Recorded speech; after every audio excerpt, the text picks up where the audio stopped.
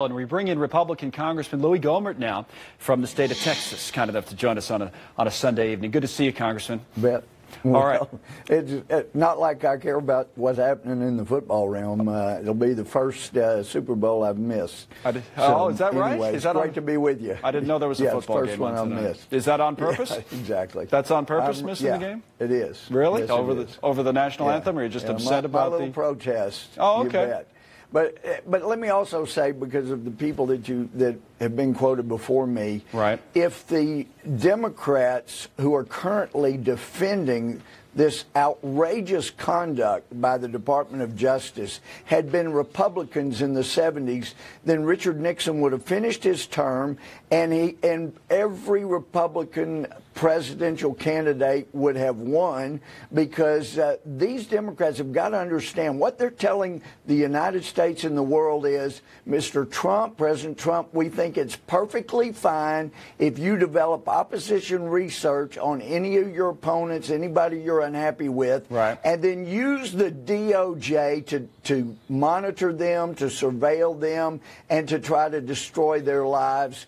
We think that's great. The Democrats will rue the day that they have defended what's going on here. And it also, getting into the budget and the appropriations, right, it makes pretty doggone tough to work out agreements with people who have taken the position that it's fine and dandy to lie to a federal judge, to use the Department of Justice and our intel as weapons, and then we're supposed to work out great. Tough to work with them. No, I get it. I want to talk about the budget in a moment, but I do have another question about the memo. There are reports that there are more memos to come. For example, Axios reports there may be tonight as many as 5 more Republican memos to come. But on the issue of the Democrats, who you brought up, do you support their version, their rebuttal memo being released in an issue of fairness? Are you okay with that? Even in the issue of fairness, it is going to be released, but it's not out of an issue of fairness, because the Democrats did not have their memo go through the rigors that the Republican did. They want to shortcut all the things that they made the Republican memo go through before it was released. Right, but if it does go through the process, you're okay with it coming out? Just to shut them up, release it, fine. Get it out, But I'll tell you what else I'm doing. I've prepared a letter that I plan to submit to, and hopefully have other people sign on with me tomorrow, on our Judiciary Committee. We have a great chairman of the Judiciary Committee. He wants to get to the facts, and what I'm asking him for is that we, as the Judiciary Committee, subpoena the transcripts from the FISA court hearings, the 4 different ones at least, regarding the dossier, when it was used, what was said. McCabe in particular, you want to see what McCabe said in particular, the former deputy director? I want to see everything that was said. As a former judge who signed warrants, I am outraged, number one, that they got a warrant 4 times based on what they used, the dossier being the biggest thing we're told.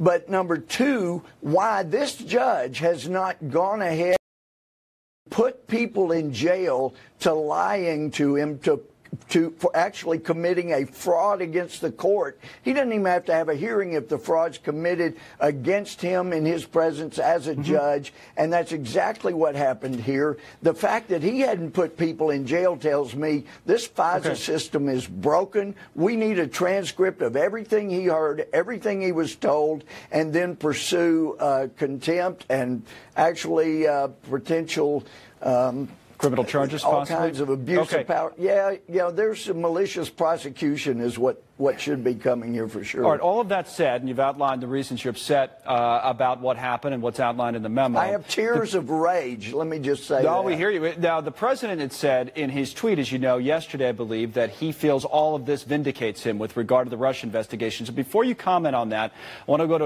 another member of your Republican delegation in the state of Texas, Congressman Will Hurd, who was asked that question about whether the memo in particular vindicates the president. Here's what he said. I don't agree with some of my colleagues that say, it was always using the words explosive. I'm not shocked that elected officials are using hyperbole and exaggerations. But this is about, for me, What kind of information should be used in a Title III court in order to spy on American citizens? Our civil liberties are important. Okay, so that's separating the two, Congressman Gohmert, and I think Congressman Trey Gowdy and others feel that way, is that you look at this, yes, we want to know more about what happened, what the process was with regard to FISA, but that does not necessarily vindicate the president, this memo with regard to the entire Russia investigation. Your comments? Well, it is an indictment against those who have been pursuing the president. So regardless of the issue of whether the president colluded, it makes pretty clear the worst collusion, if there even was any, with the Trump administration in Russia. The real collusion, the real crime involved the DOJ and the process they used and abused, their fraud upon the court. It is an indictment of our intel. But doesn't totally vindicate him. Is that fair? It doesn't totally vindicate him. He may be vindicated, no, but this indicts memo. those who are accusing him.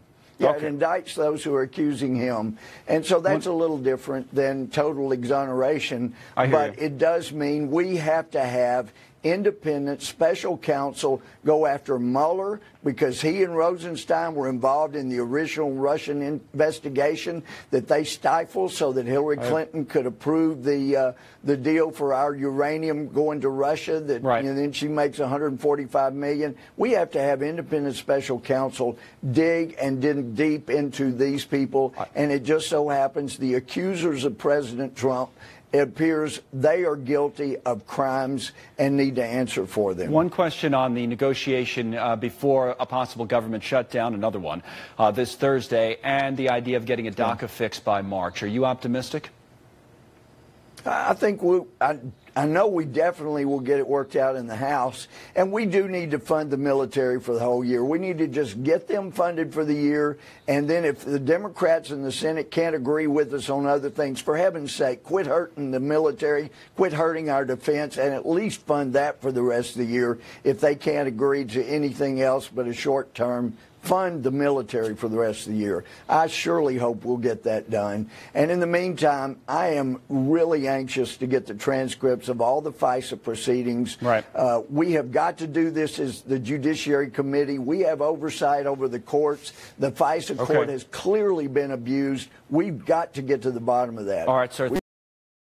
For all the time, we really appreciate it tonight. Thank you. Congressman Louie Gohmert.